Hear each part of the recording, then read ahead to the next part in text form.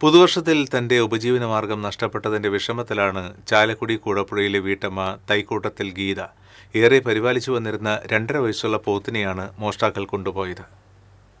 60കാരിയായ ഗീത പശുവിനെ പരിപാലിച്ച് പാല് വിറ്റും പോത്തിനെ വളർത്തിയുമാണ് ഉപജീവനം നടത്തിവരുന്നത്. ഭർത്താവ് വർഷങ്ങൾക്ക് മുൻപേ മരിച്ചതിന് ശേഷം തനിച്ചാണ് താമസം. കുട്ടാടം പാടത്ത് കെട്ടിയിരുന്ന പോത്തിനെയാണ് മോഷ്ടാക്കൾ കൊണ്ടുപോയത്. ഇരുമ്പ് കമ്പിയിൽ കെട്ടിയ കയർ അറുത്തായിരുന്നു മോഷണം. പ്രദേശത്തെ കർഷക കുടുംബങ്ങളെല്ലാം പകൽ സമയത്ത് കുട്ടാടം പാടത്താണ് പോത്തുകളെ മേയാൻ വിടുന്നത്. രാത്രി അവിടെ തന്നെ കെട്ടിയിടും. പരിസരവാസികളുടെ പോത്തുകളെല്ലാം അവിടെ തന്നെയുണ്ട്. എന്നാൽ ഗീതയുടെ പോത്തിനെ മാത്രമാണ് നഷ്ടപ്പെട്ടത്. കഴിഞ്ഞ രാത്രി ഒരു വാഹനത്തിന്റെ ശബ്ദം കേട്ടതായി അയൽവാസികൾ പറഞ്ഞു. പ്രദേശത്ത് പുറമേ നിന്നുള്ളവരുടെ മദ്യപാനവും ചീട്ടുകളിയും പതിവാണെന്ന് പറയുന്നു. സംഘത്തിലെ ആരെങ്കിലും ആയിരിക്കും പോത്തിനെ മോഷ്ടിച്ചതെന്ന് സംശയിക്കുന്നതായി ഗീത പറഞ്ഞു. ഇവിടെ കുടിക്കാനും ഏത് നേരത്തുണ്ട്. നമുക്ക് ഇങ്ങോട്ട് പാടത്തേക്ക് വരാനേ പറ്റില്ല.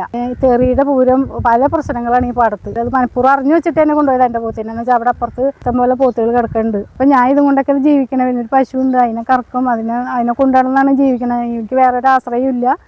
ചാലക്കുടി പോലീസിൽ പരാതി നൽകിയിരിക്കുകയാണ് ഗീത. TCV news, Chalakudy.